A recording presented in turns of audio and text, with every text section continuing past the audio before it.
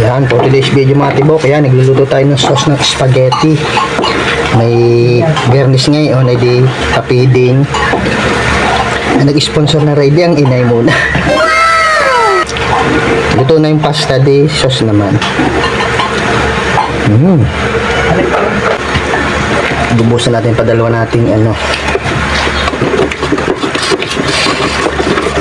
Mga tawag ini dito? Spaghetti sauce. Yun.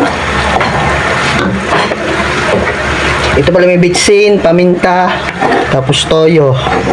Mga tibok. Tapos lagyan natin ng sugar para manamis-namis. Lagyan din pa natin mga tibok ng ketchup. Yan.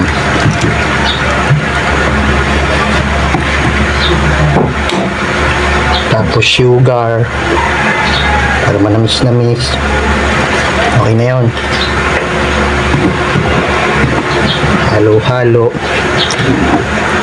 Dok, ang lahok nga pala na rin, ano, hotdog, cheese dog, tsaka ano, corn beef.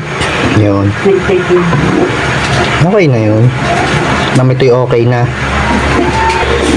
May margarine din nga pala mga tibok yan. Inisa natin ang sibuyas bawang sa margarine. Yun. Tapos may konting mantika. Ito yung mga tibok yan. Sarap niyan. Halo-halo at mamay okay na. Siyempre mga tibok, titikman ng magluluto yan. Titimusan, ika nga. Napaibigay ang magluluto. Tingnan natin mga tibok. Siyempre, titikman natin mga katibok. Sarap.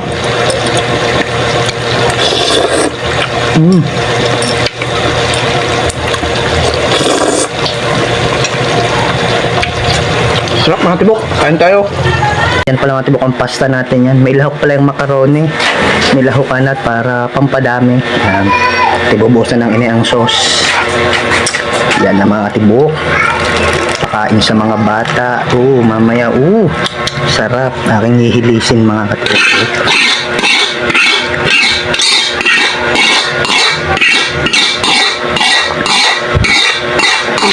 Baka madukot ng kawali. Aman at baka madukot ang kawali. Kasahaluin ng ina yan. Hindi tayo pwedeng humalog. Walang anong ating kamay.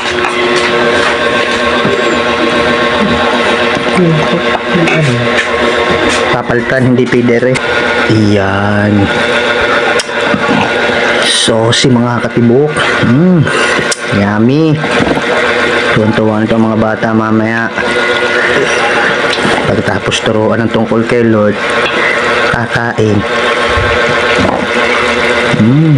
Mga tibok, huwag naman kayo matatakam. Yan mga tibok, yan.